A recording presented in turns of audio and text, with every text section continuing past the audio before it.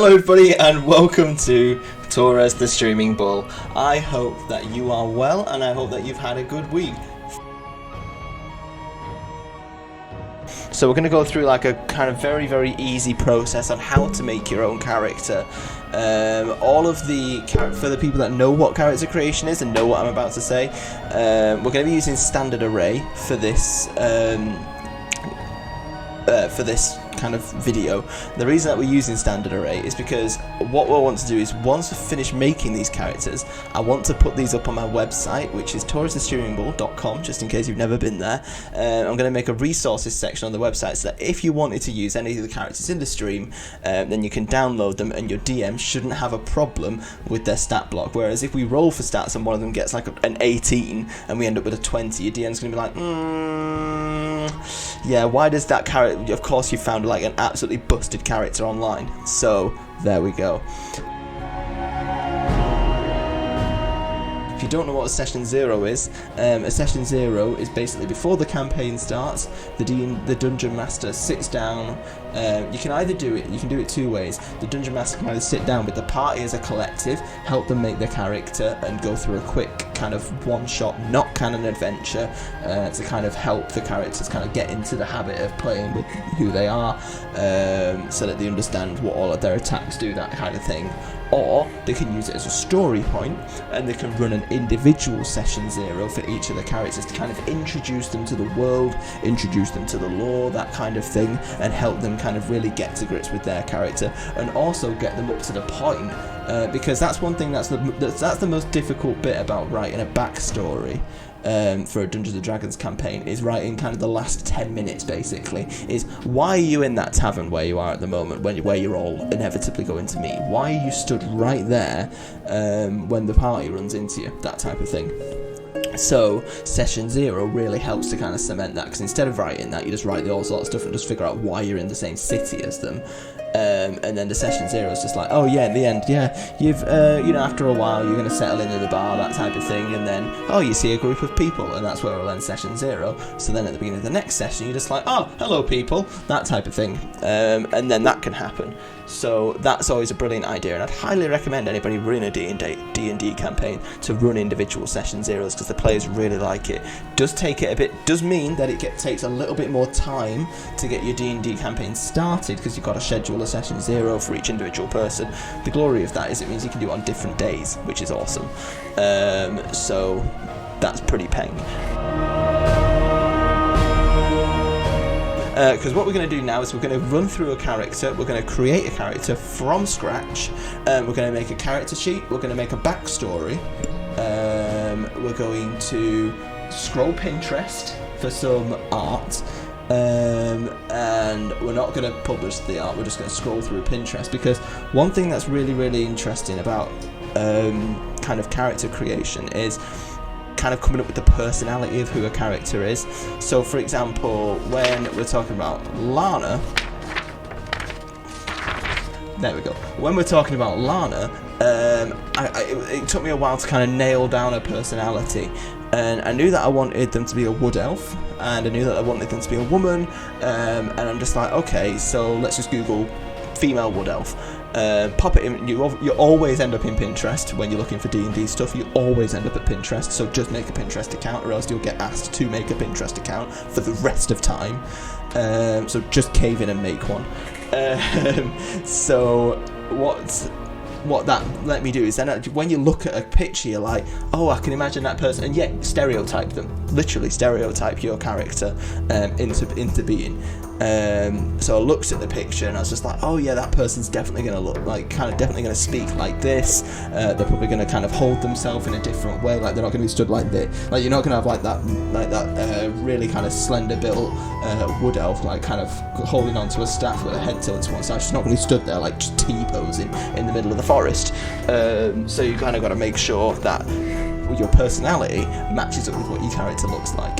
And you get that a lot from looking at pictures before you decide on certain kind of things. And it also helps me come up with the name for the character, because you're just like, if I call it like, I don't know, what's her name? Deirdre. That doesn't match up with that picture. Like, she doesn't look like a Deirdre, basically.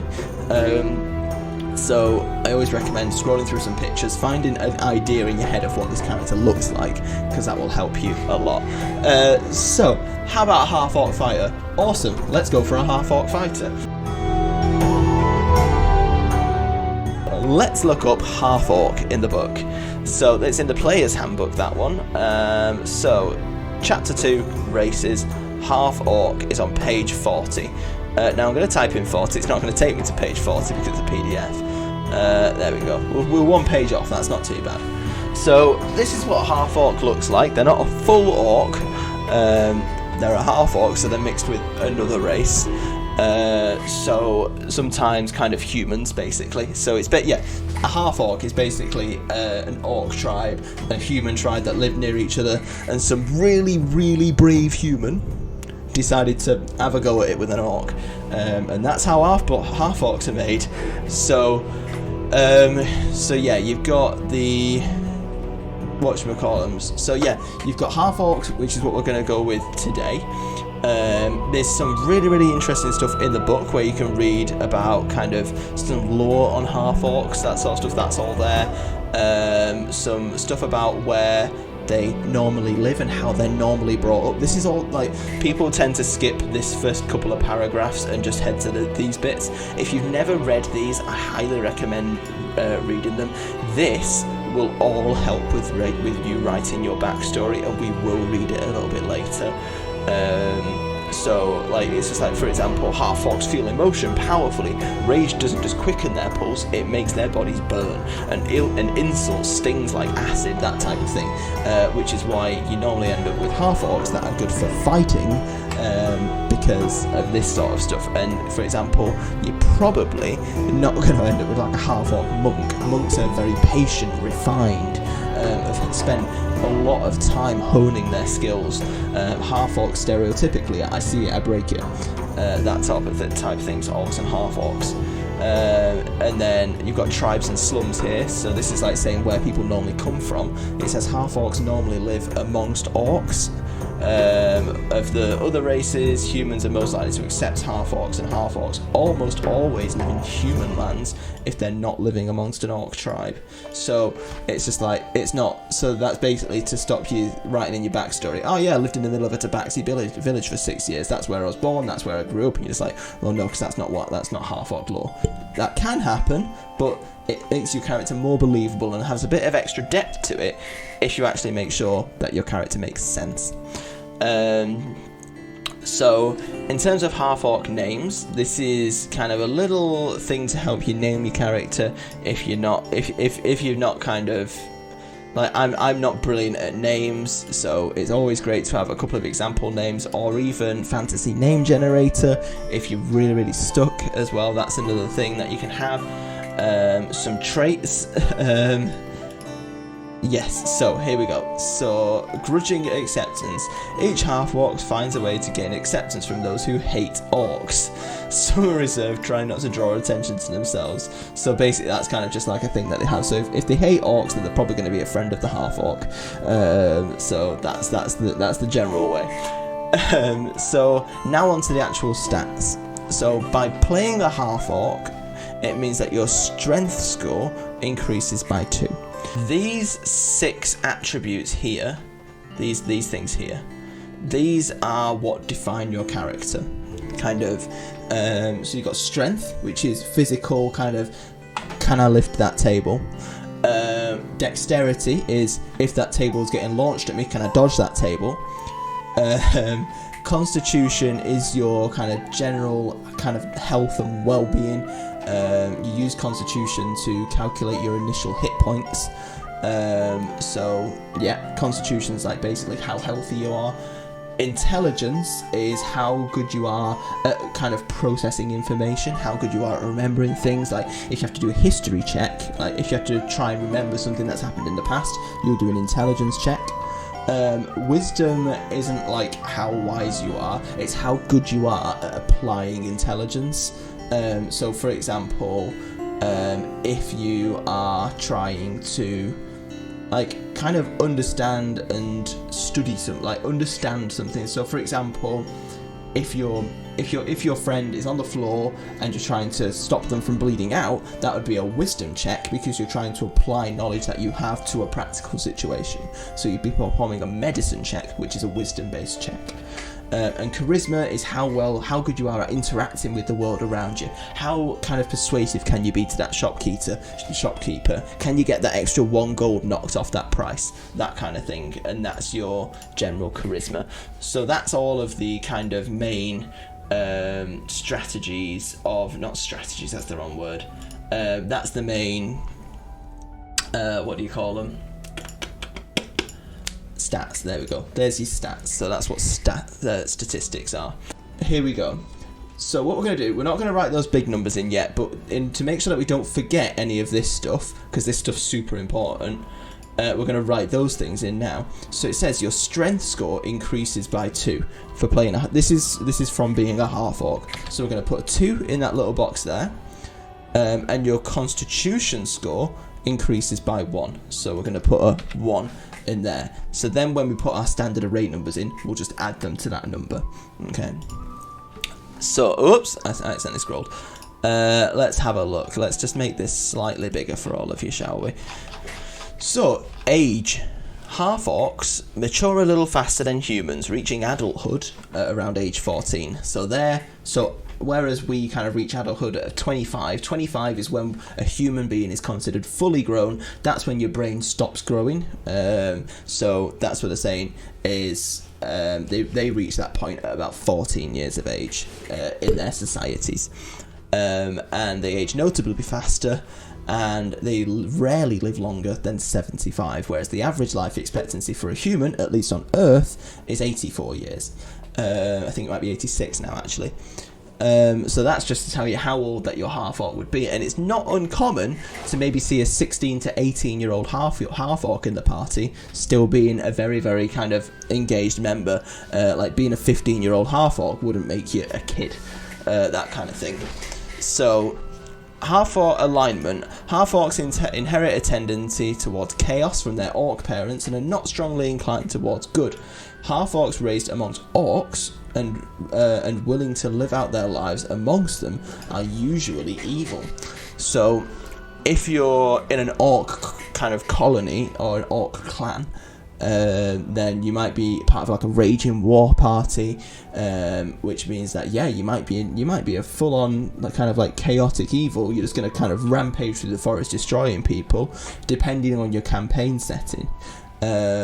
So for example, you might also be a orc that lives in the human colony, which means that you would be still a chaotic, probably a chaotic alignment, or more towards that side, because you've got conflicting emotions inside you, which is, just in case you're not understanding these words, there's kind of 3 major. There's neutral, chaotic, and lawful as the major alignments. So you've got chaotic, which I've always seen as kind of you're kind of torn in between kind of what to do, and it's not always. One thing that's really, really important is to not confuse it with the oh wow, like lol, complete XD, or so funny, totally random, nobody can predict my character. That's stupid.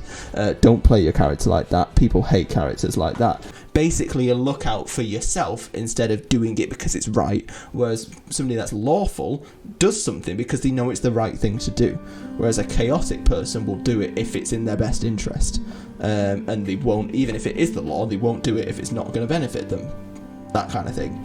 And you've got evil, which is evil.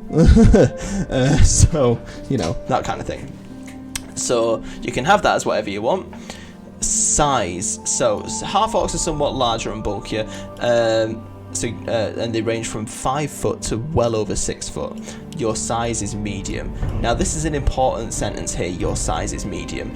In D&D there's a couple of different size categories.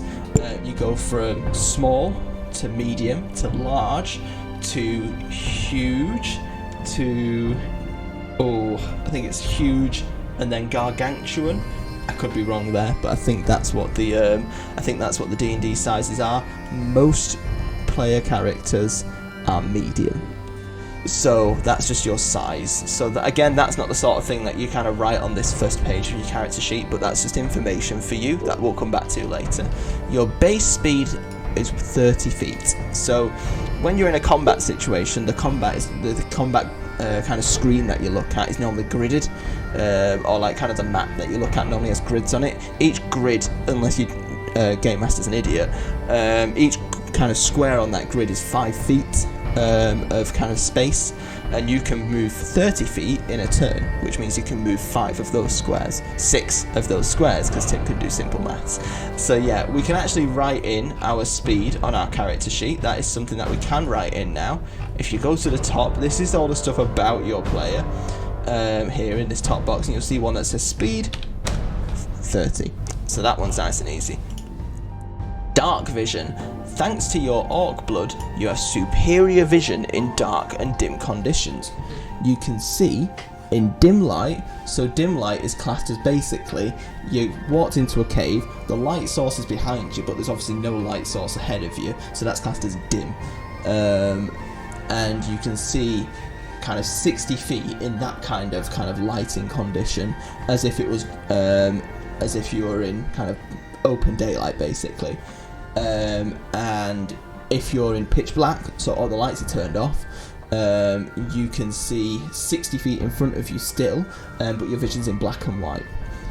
So that's what dark vision is. It's very, very useful, because when you're in a really, really dark room, it becomes really, really useful to see, because funnily enough, Dungeons and Dragons, not every cave that you go into will be fully lit with torches, so it's always a good idea in the features and traits section here to write dark vision and how long that dark vision goes for, because some races will get 120 feet of dark vision, so that's definitely worth noting. Menacing. You gain proficiency in the intimidation skill. So if you're proficient in something, it means that you're trained in it, that you know how to do it. And what proficiency in Dungeons and Dragons looks like is on your skills list here, which is right next to your stats over there. It might look a little bit different on your character sheet. So for example, on the normal one, you've got your stats here, and your skills are in this box here, and they've all got little dots next to them. So if you look, you've got proficiency in intimidation, which is a charisma skill. So if you go down here and pop a little click in intimidation, and you'll be all sorted. So that's what that looks like. So that basically, if you're proficient in it, that means that when you roll a dice, you get to add another extra number on it called a proficiency bonus, which we'll go over in a little minute. So, next up, relentless endurance. When you are reduced to 0 hit points but not killed outright, what that means is when you reduce to 0 hit points and you fall unconscious, there's a couple of monsters in Dungeons and Dragons that can outright body you, like just. So yeah, there's some monsters in D&D that can just outright kill you. Like for example, a beholder has like a ton of different what they call eye stalks that come off it, and one of them shoots a disintegration ray. And if that ray hits you and you get reduced to 0 hit points, your character's gone into a pile of ash. No way to get you back. Bye. New character sheet. So when you reduce to 0 hit points but not killed, you can drop to 1 hit point instead. But you can't use this feature. You can only use this feature basically once a day, once per long rest. So we're going to put in there relentless endurance, and it's normally a good idea to maybe put like a little bit about what that thing is. You can normally fit that in there. When you get to the bottom of these, it tends to make the font smaller, so you can get. So it might be worth maybe even just. I'm not sure if it's going to let me do it. It is indeed.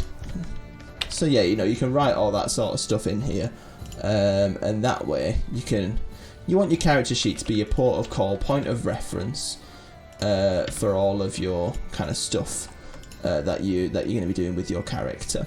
Okay, so that's dark vision, and that's relentless endurance. Savage attacks. When you score a critical hit, so critical hit is when for example you roll for your attack, because there's an element of chance in Dungeons and Dragons, and whenever you kind of do most things, you roll one of these. This is a 20-sided dice, and a crit means when you roll a 20-sided dice and you get a 20 on it, just like that there, if it's going to focus. There you go. So if you get a 20 on your 20-sided dice when you roll, that means that you have got a critical hit, because that's the best amount of hit you can do. So basically when you score a critical hit with a melee weapon, that doesn't include bows, that's like anything that you can hit it with basically, you can roll one of the weapon's damage dice one additional time. So normally when you crit, you get to roll the damage dice twice. It's saying roll it again for a third time and add it to the extra damage. So that's savage attacks, and that's now we've got that written on our character sheet. Awesome. Languages are important, and languages go down in the bottom left, if I remember rightly, of your character sheet. Yep, there they are. Okay, you can speak, read, and write Common and Orc. So we're going to put languages. Common is basically like our version of English. It's whatever language is most widely spoken throughout the D&D campaign setting. That's common. Not necessarily English, but it's normally English because that's what the players are going to speak in. So common, even though technically it's not the world's most spoken language, but that's not important. Orc, right.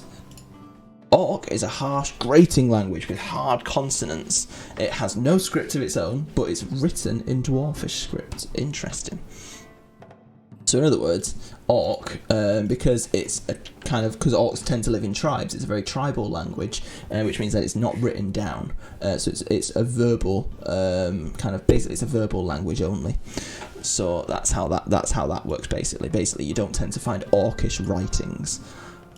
So that is, I think that's our race is sorted. So let me just quickly scroll down. Yeah, because then we go into Tiefling. So that is our Half-Orc race done. Next up, we go on to class. So we go back to the contents page of our player's handbook here. Classes. So if I remember rightly, I think we said fighter, did we? Yep, okay, so let's make a fighter. So page 70. So let's go to page 70. There we go, fighter. So, so again, we've got all of this stuff to tell you about what a fighter is. A fighter is very much one of the easiest classes to start playing D&D with. It's very, very beginner friendly. So it's actually, I suppose it's quite fitting that we're starting with it. So, every single class in Dungeons and Dragons has one of these tables. Now, what this table is, right? This table is your class table. Every class has one, and this tells you what you're like at what level.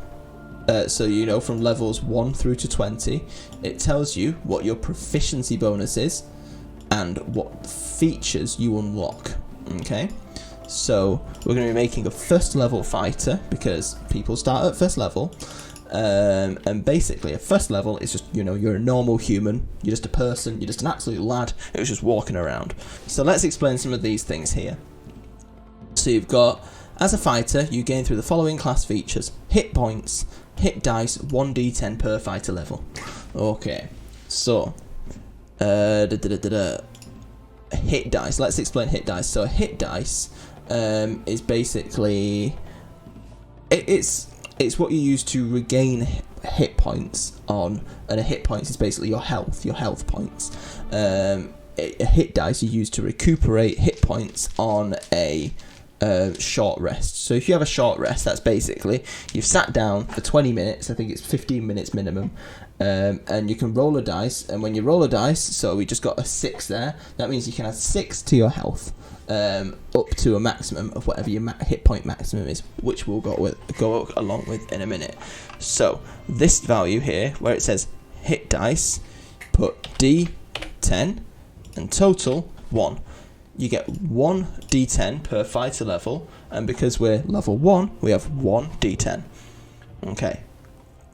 Hit points at first level 10 plus your constitution modifier. Okay, so now that we know that we're going to be a fighter, we can put, remember that standard array that we mentioned earlier? We can actually now put that into our sheet.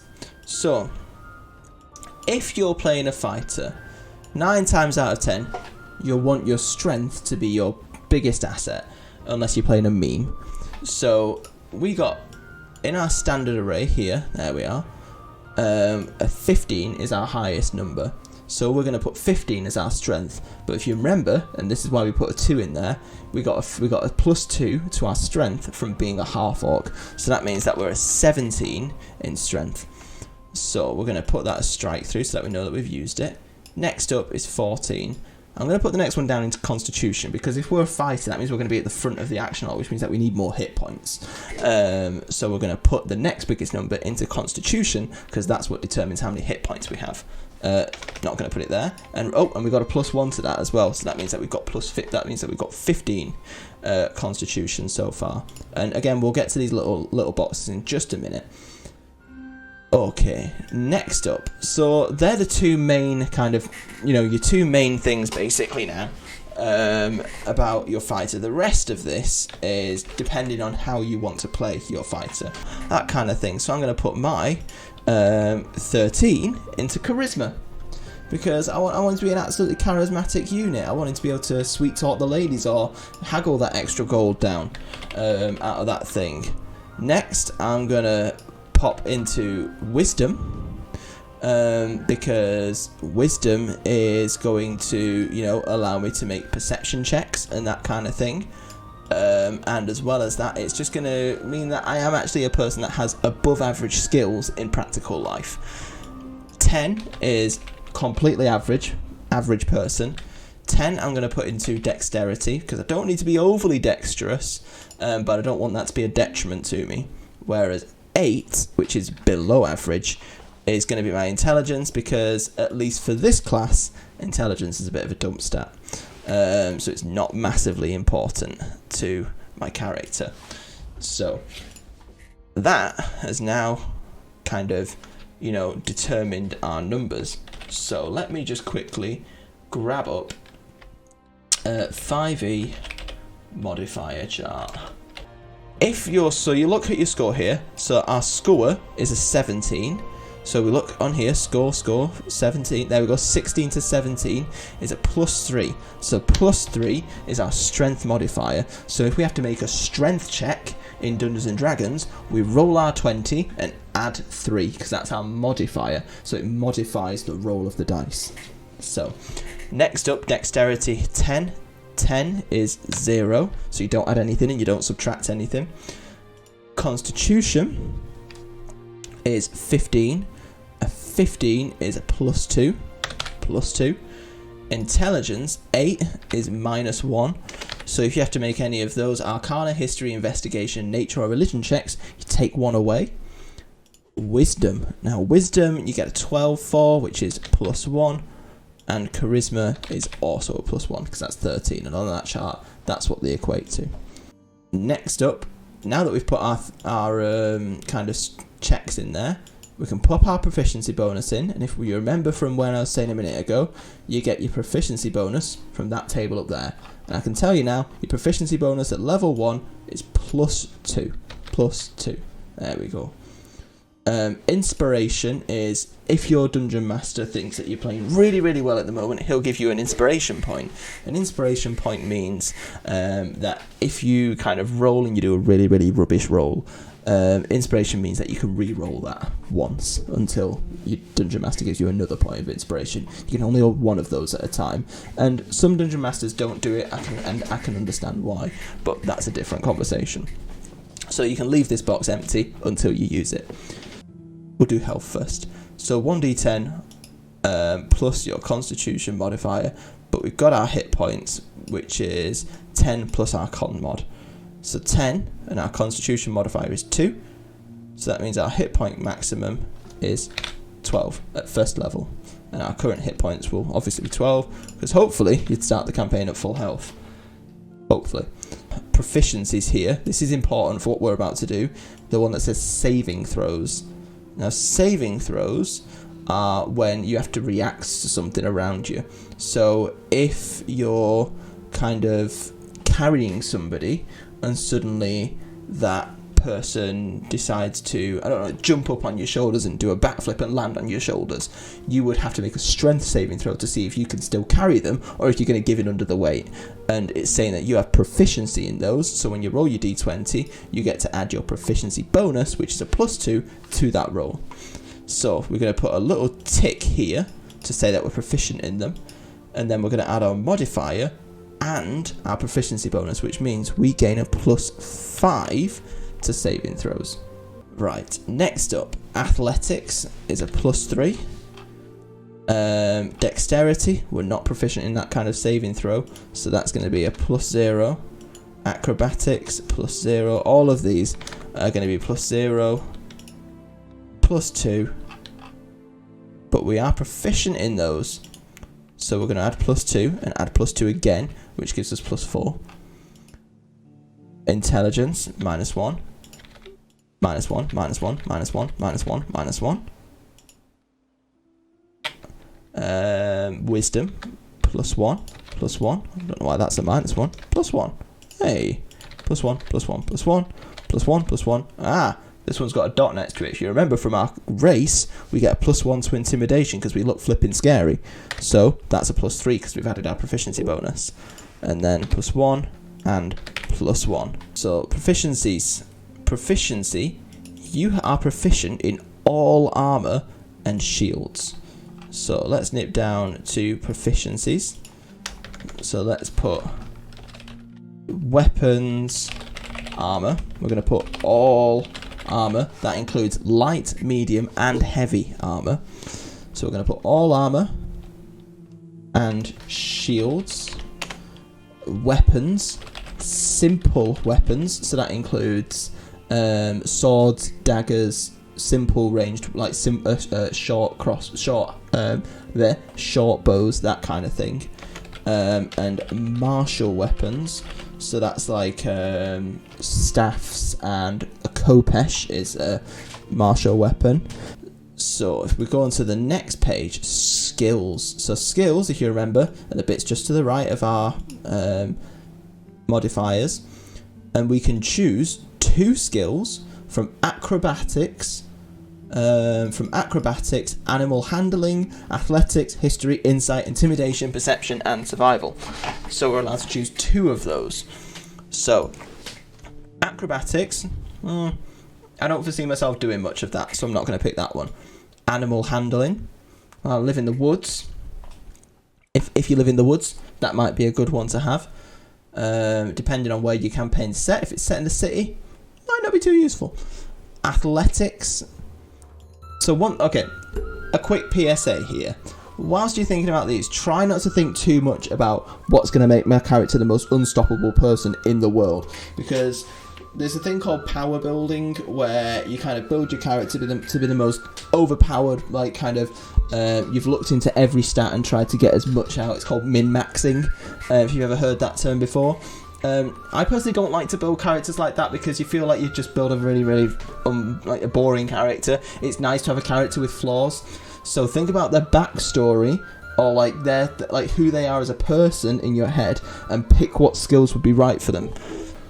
So let's just give a tick whilst you're deciding that. I'm going to put a tick next to animal handling, which is a wisdom check.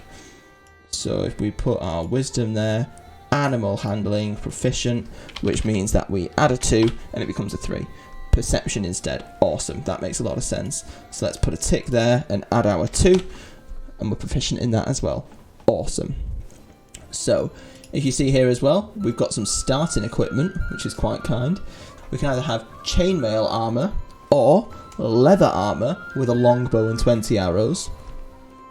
So that's what we can have there. So if we're living in the woods, to me, finding chainmail in the middle of the woods, I can understand like half plate armor or some kind of just general kind of put together like metal armor of some kind or studded leather. But personally, I couldn't really like see somebody finding just a full set of chainmail armor in the woods, like, you know. And I'm thinking this guy's like going to be pretty woodland basically. So equipment, we have leather armor, awesome. We also have a long bow and 20 arrows. You are responsible as a player for tracking your own arrows, and if you run out of arrows, be honest, because not only does it always create some fun for roleplay, it's just not fun to cheat. Cheating in D&D is rubbish, and it's awful. Trust me, don't do it. Next up, we get a martial weapon and a shield, or 2 martial weapons. So what do we want? Let's look at some martial weapons, shall we? Here we go, martial weapons. So martial weapons include a battle axe, a flail, a glaive, a great axe, a great sword, a halberd, a lance, a long sword, a maul, a morning star, a pike, a rapier, a scimitar, a short sword, a trident, a war pick, a war hammer, and a whip. So I think if you're kind of, again, we're talking about a woodland person here, it might be interesting to have a whip, because it's got the reach property. Now the reach property means it can, it's still a melee attack within 10 feet instead of within 5 feet. So instead of having to be directly next to somebody, you can be 1 square away from them in combat, which might be useful for hauling in like an animal for the kill. So we'll have a whip, and as well as that, let's have a look. What else shall we have? We're going to give him a whip, and we're going to give him a great axe, because a great axe is a really, really hard-hitting weapon, and it makes sense to kind of finish off like a boar or something that they'd captured. And next up, we get either a light crossbow and 20 crossbow bolts, or 2 hand axes. Again, you get a lot of stuff as a fighter. That's why I said it's so geared towards being easy to use. So we've already got something that, you know, already has a ranged weapon. I don't think we'll need 2. So it might be a better idea to take the 2 hand axes, which are great for chopping down trees. So that's awesome. Next, you've got a Dungeoneer's pack or an Explorer's pack. So in a Dungeoneer's pack, we'll go through that first. You get a backpack, a crowbar, a hammer, 10 pythons, which are basically spikes that are about this long that you drive into the wall for climbing up a wall. That's what a python is. 10 torches, 10 days of rations, 10 food, a water skin, and 50 feet of hempen rope. Everything comes with 50 feet of hemp. If you pick a pack that doesn't have 50 feet of hempen rope in it, you're not doing D&D right.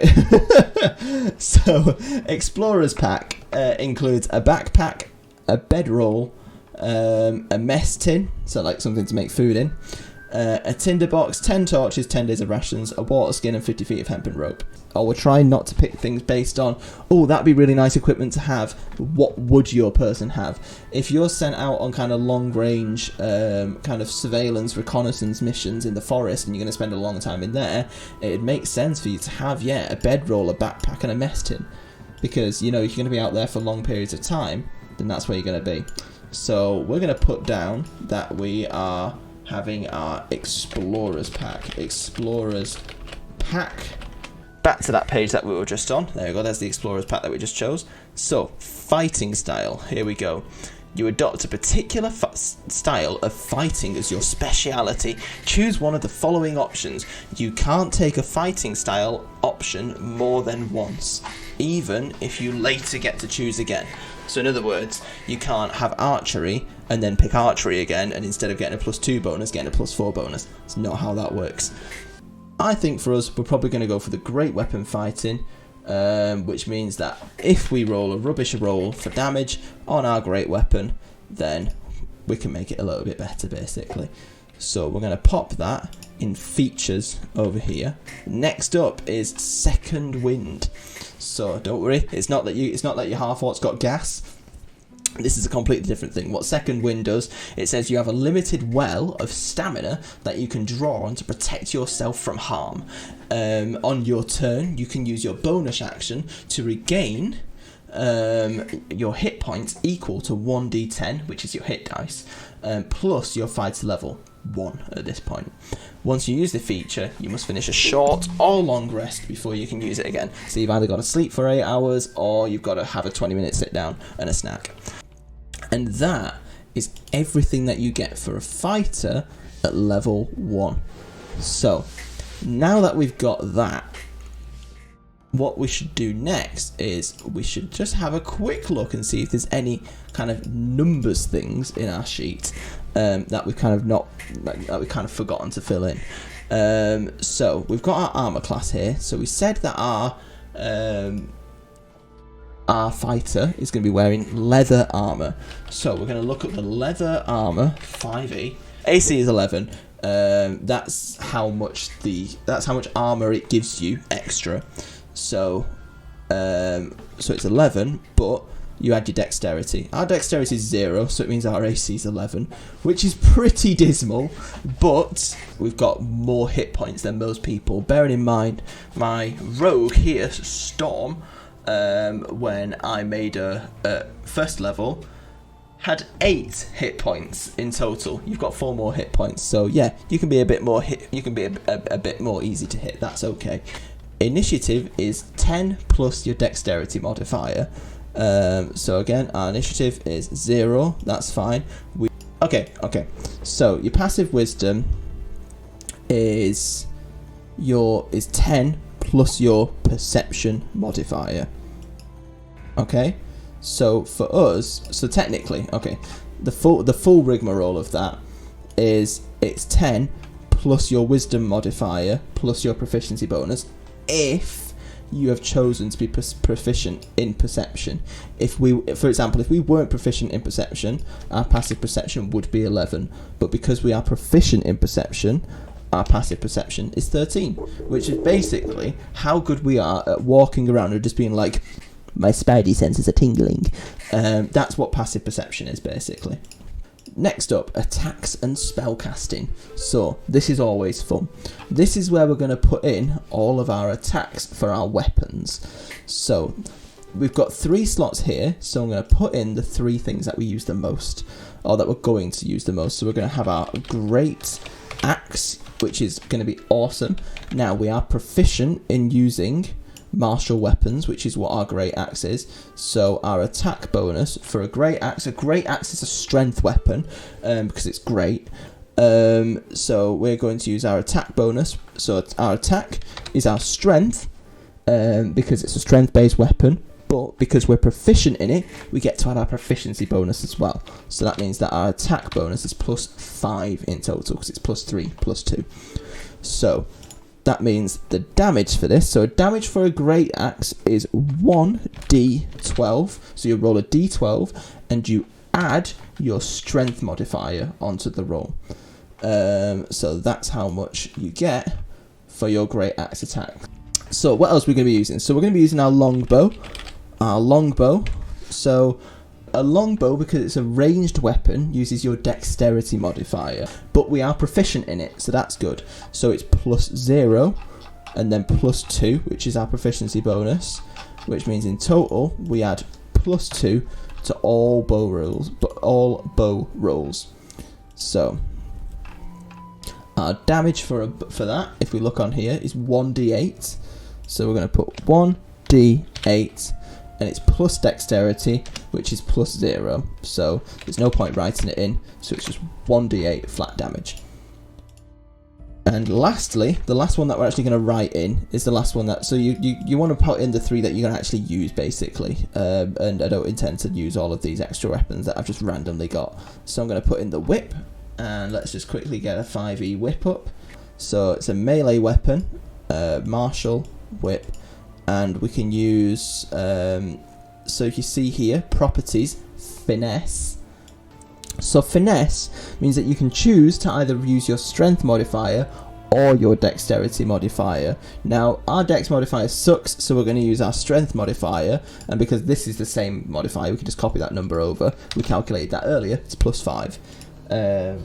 And we're going to be using, so one thing that might be worth noting there, whip, and just note there that it's got reach, because if you remember from earlier, reach means that we can use 10 feet instead of 5 feet.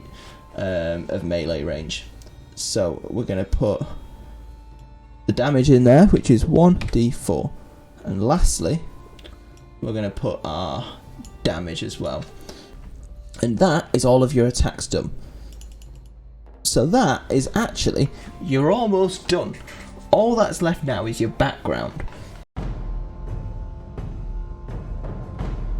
There's quite a lot of backgrounds that you can pick from, and they start here on page 125. Page 125 is where your backgrounds start. So for our, person that's been living in the woods, Outlander is probably a really good solid bet for kind of who we are. Now, when you pick your when you actually pick your background, you get some extra bits and bats for picking your background. So what we're going to do, we're going to put them extra bits and bats in now. So, skill proficiencies. You gain skill proficiencies in athletics and in survival, which is actually quite handy, because if you remember earlier, we had a choice between animal handling, perception and survival, and now we've got all of them. But we need to not remember to add our +2 proficiency bonus to them. So there we go, that's made our stats a little bit better now, hasn't it? Tool proficiencies. You gain proficiency with one type of musical instrument. So we're going to go for panpipes because why not? Languages. You get one language of your choice. So there's lots of different languages. Some of the common languages, Elvish, Dwarvish, Common, that type of thing. Some of the kind of more obscure languages might be Elvish, Draconic, Infernal, Celestial, that kind of thing. So I think as seen as, because if you remember from before where we were talking about the language Orcish, it's very close to Dwarvish in terms of the way it's written. When they write Orcish down, it's written in Dwarvish. It would make sense for our last language to be Dwarvish. Equipment. So this is what you start with now. So we have a staff. So we're going to add this to our equipment list. So we've got a staff, and I appreciate this text is getting quite small now. A hunting trophy. So as in basically like a deer head, that kind of thing. The sort of stuff that you'd mount on the wall. Give it to Gaston. From an animal that you've killed. A set of traveller's clothes that you'll probably be wearing underneath your armour. You're not just, contrary to popular belief, people aren't just naked underneath armour. And a belt pouch containing 10 golden pieces. Basically, the idea of a gold piece is it's a day's wages. So that's how much vaguely a gold piece is worth in D&D. It varies from campaign setting to campaign setting, so don't take my word for that. Speak to your dungeon master. But that's the idea between a gold piece. It's like, here you go, here's your day's work. Give it to you on the way out type thing. So that's all of our background. So I'm just going to minimize that now. We're going to have a look at our character sheet a little bit kind of zoomed out. So if you look, in terms of numbers, there's no empty boxes now. The only things that are empty are these personality traits over here. So if we just look back over here one more time, then on the next page, we have this part here called personality traits, okay? We're going to pick one of the ones from each of these, and then we're going to build on that, reword them, and make them our own. But it's to give us a starting point. So I'm just going to kind of flop that over there. There we go. And, oh, that's a bad idea, that weren't it? Okay. So, personality trait. Now, you can either roll for these to make it completely random. And honestly, I don't like doing that. I want to play a character that I can relate with. If it's completely random, then I'm just like, oh, how am I supposed to engage with my own character? I think I'd agree with you there, Mr. Assassin Gamer, because, yeah, it's the one that most fits our character at the moment. So again, this is a starting point for us. Lovely. Next up is our ideal. So how do we live our life? What's like kind of the purpose of life, basically? Awesome. Brilliant stuff. Okay, greater good it is. So, 2. It is each person's responsibility to make the most happiness for the whole tribe, for the greater good. The greater good. The greater good. Right, bond. So what kind of drives you to do what you do? 6. Okay. It is my duty to provide children and sustain my tribe. So contrary to popular belief, that's not just like, I've not got to be a baby maker. It's basically more to do with I've got to ensure that my tribe survives under any cost. So that's what that is. Flaw 6. Interesting. Okay. Interesting. Very, very interesting. Okay. Don't expect me to save those who can't save themselves. It's nature's way that the strong thrive and the weak perish. Then perish.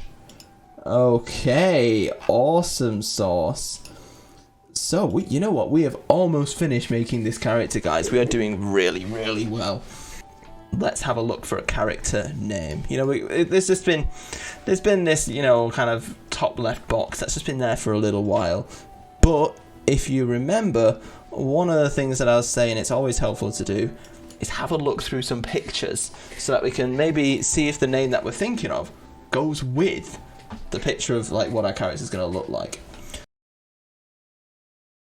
So let's go for fantasy name generator, just so you know the website. This is the website. It's awesome. It's a really useful website for when you really need something quick. So if you click on fantasy names and click on Half-Orc names, they've got a generator for every kind of name, and it's very, very useful. So you could look through a couple of these if you really wanted to, and then think, oh yeah, do any of these names kind of look like the guy that we were just looking at? I feel like the word Soundrock is speaking to me there. So we're going to call our dude Soundrock. So if we remember, our class was a fighter, level 1. Our background is an outlander. That's what we chose. Player name. Oops. Tab order's obviously not correct there. That is not correct. Player name is your name, like your actual name. Race is a half-orc. Again, that tab order's really not the right way around. Okay. Alignment. Okay. Play your character how your character should be played. It might not fit into a specific alignment. You can't categorize every single person in the world into 9 distinct personalities, alright? So don't try doing it with your D&D character. It makes them shallow. Personally, I'm going to leave alignment blank and just going to put neutral. I always put neutral in that box just because you're your own person, and at level 1 you don't know what it is. Experience points 0. I tend to use milestone based leveling anyway, but some people still use XP. That's fine. I just don't enjoy having characters at different levels. I want everybody in the party to be at the same level. Basically, what we want with this character is, it's up to you. I don't want to put a massive amount of backstory on this person, purely because whatever your campaign setting is will massively change the backstory, because make sure that your backstory really does relate to the campaign setting. Whoever your kind of game master is, ask them tons of questions about regions of the world, where your family stems from, that kind of things, because it might even change what languages you know, stuff like that. But basically, if you're an Outlander, you've got to think of, first of all, who your family is, who your clan is, and second of all, why you left. Because obviously you've for some reason you're not with your clan because you're meeting up with this party, or your party's come to meet with this clan and you've gone away with them. So you've got to come up with a really good reason as to why you separated yourself from your family, from your kind of people. So for example, with my character, with Han, the reason why he'd left his family is because he'd been accused of basically murdering them. Even though his family's still alive, it was his friends. And that's the reason why he's had to leave, is because he's basically kind of in trouble. But you've got to think of a reason. And with kind of clan stuff like that, it'd probably be either, to maybe either gather reconnaissance on a certain thing, Either maybe, let's have a think, either they've been cast out of a tribe for doing something, maybe losing a fight and so they've had to retreat. That's what we've got. We've managed to get through that, and like I said, you know, character creation can be fun. I think I've had fun. I don't know about you guys, but I've had fun today, kind of making this new character. So yeah, this is Saldrock, the fighter half-orc, and I hope that you really, really like him. But on that note, I hope that you really liked this stream. If you want more of this kind of stream, please do let us know. Let us know by either mentioning us in a tweet saying that you enjoyed this stream. That'd be absolutely awesome. Or join our Discord and say that you enjoyed this kind of stream, because if people enjoy this kind of stuff, we'll do it more. But we shall see. But until then, that is everything today. So thank you so much for watching, and until next time, ta-ra.